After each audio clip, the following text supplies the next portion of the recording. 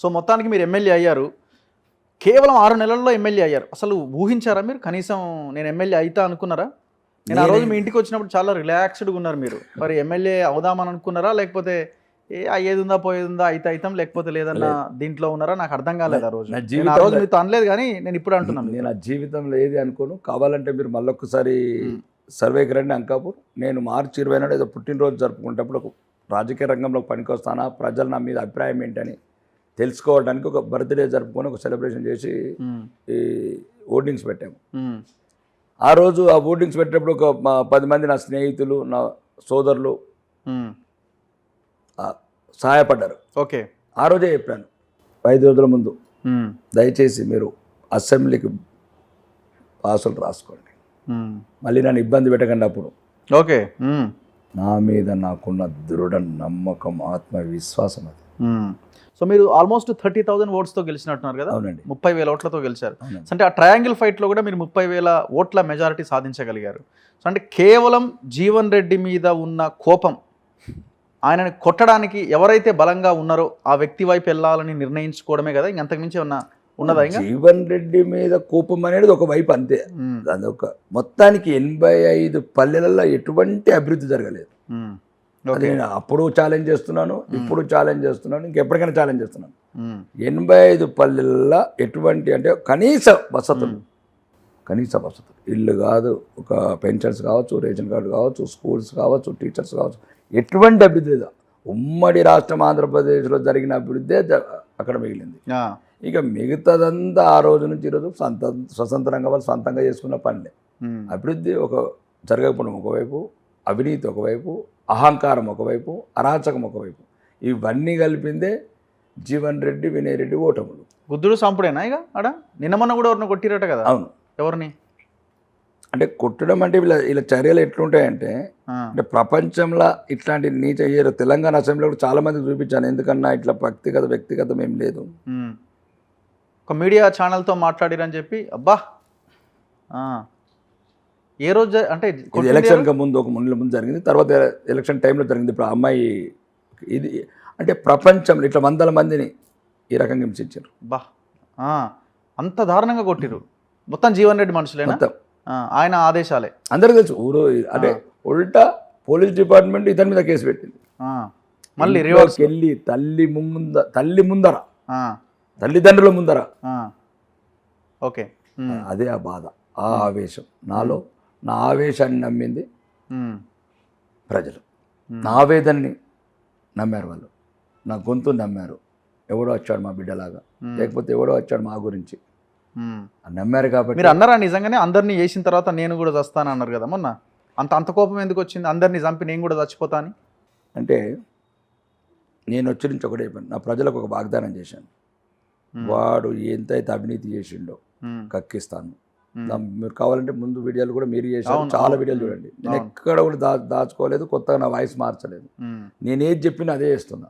వాడి అకృతాలని అడ్డుకుంటాను, చట్టపరంగా చట్టం ముందు శిక్షించి తిహార్ జైలుకు పంపిస్తానండి. అంతేనా? రెండోది, మీరు వాయిస్లన్నీ చూడండి, రికార్డింగ్లో షాపింగ్ మాల్ని చూపించి కూడా చెప్పాను. మర్యాదగా 3 నెలల్లో ఈ ప్రజలకి ఏదైతే కార్పొరేషన్ కావచ్చు, ఆర్టీసీ కావచ్చు, ఎస్ఎఫ్సి కావచ్చు, సుమారు 60 కోట్ల రూపాయలు కట్టి న్యాయంగా వ్యాపారం చేసుకో. నెలకు 1 కోటి రూపాయలు ఎట్లా రెంట్ తీసుకుంటావు? నువ్వు కట్టాల్సిన రెంట్ ప్రజలు మాకెందుకు కట్టవు అనేది నా ప్రశ్న. అవి ఈరోజు దీనివల్ల ఉత్పన్నమైనవి. ఈరోజు చాలామందికి క్లియర్గా చేస్తున్నాను, వ్యక్తిగత దేశం లేదు రాజకీయాలలో, రాజకీయ పంతనే నాది. నేనేం చెప్పాను, నా ప్రజలకి ఏం చెప్పాను? జీవన్ రెడ్డి సంతాస్తులు కాదు, సంతాస్తులు ఇంకా బోర్లు ఉన్నాయి, 1000 కోట్లు ఉన్నాయి. మేము ప్రజల ఆస్తులు ఏవైతే చెరబట్టిండో దాన్ని వాడుకొని కోట్ల కొద్ది వసూలు చేస్తున్నాడో అది తిరిగి ప్రజలకు చెల్లించాలి ఒకటి. రెండోది క్వారీస్. ఈ 10 ఏళ్లలో సుమారు 5,000 కోట్లు కొల్లగొట్టారు. 5,000 కోట్లు అనుమతులు లేకుండా వేలాది లారీలు. మీరు అవసరమైతే కృష్ణం వందే జగద్గురు సినిమా చూడండి, లేదంటే KGF సినిమా మళ్ళీ 1, 2 వచ్చింది. దానికన్నా దారుణం, 200 ఫీట్లు డెప్త్, 100 కొద్ది ఎకరాలు. దాన్ని ప్రశ్నించాను, దాన్ని వెలికి తీయమంటున్నాను. ఓకే, ఈ డైలాగ్ ఎందుకు వచ్చింది? అంటే ఆ టైంలో చాలా మంది ఒత్తిళ్ళు వచ్చినాయి మీ మీద. మా మీద. అందరూ పెద్ద పెద్ద వాళ్ళు. నేను చెప్పాను ఎట్టి పరిస్థితులు వీలుగా రాజకీయాల ప్రకటనల వరకు ఉండను. నేను రాజకీయాలకు రాకముందు ఏం మీ చెప్పాను, పార్టీ వాళ్ళు చెప్పినా మీరు వినరా? మా పార్టీ వాళ్ళు చెప్పరని అనుకుంటున్నాను. ఓకే, ఒకవేళ చెప్పే పరిస్థితి వస్తే చెప్పరని అనుకుంటున్నాను. జీవన్ రెడ్డి అందితే జుట్టు పట్టుకుంటే లేకపోతే కాళ్ళ మీద పడతాడు రేపొద్దున. అందుకోసం ఆ విషయమే చెప్తున్నాను. ఇంటర్నేషనల్ కాల్స్, ఇంటర్నెట్ కాల్స్ వచ్చినాయి. ఓ కరితే ఏ కరితే ఓ కరితే నేను చెప్పిన సబ్కు మిఠాకే మిఠాకేతో यहाँ पर ఏ జగह पे పਹੁంచాం. ఈ జీవితంలో ఇట్లాంటి వేల మంది చూసి వచ్చిండ్రా అని చెప్పడం, వాళ్ళ లాంగ్వేజ్లో చెప్పడం జరిగింది. హిందీలో మాట్లాడుతుంటే కొందరు అరబీలో కూడా మాట్లాడి, అరబీలో కూడా సమాధానం, నాకు అరబీ కూడా వస్తుంది, అరబీలో కూడా సమాధానం చెప్పాను. మై జిత్నా జబ్ తక్ రైతాం ఊపర్ వాళ్ళకి దువా చేద్దాం. రాసినోడు తలరాత, పుట్టించింది అతను, చంపేది అతను. కాబట్టి ఆ రోజు ఏమన్నానంటే అదే రోజు జీవన్ రెడ్డి ఫోన్ చేశాడు. మీకా? జీవన్ రెడ్డి మీకు ఫోన్ చేశాడా? ఉందా ఆడియో? ఆడియో కాదు, నాకు అది అలవాట్లేదు. కొద్దిగా ఆడియో రికార్డింగ్ వినిపిస్తాను. రికార్డింగ్, అదే రికార్డింగ్ వినిపించండి. కాల్స్నే అది నాకు చేయాలి. కాల్ చేసిన ఇది వినిపిస్తారు. ఓకే, కాల్ చేసిన డాటా. ఓకే, ఏ నెంబర్ అండి ఇది? ఇందులో జీవన్ రెడ్డి ఎక్స్ఎమ్ఎల్ఏ అండి. జీవన్ రెడ్డి ఎక్స్ఎమ్ఎల్ఏ 145 చేశాడు, లిఫ్ట్ చేయలేదు. ఒక్క నిమిషం. 144. మళ్ళీ రెండోసారి చేశాడు 2 గంటలకు. ఓకే, ఫోన్ పెట్టేయమన్నాను. ఏమన్నారు ఫోన్ చేసి? అదే ఫోన్ పెట్టారా అన్నాను. ఫోన్ పెట్టారా అన్నారు. అంతే, అంతే అంటాను.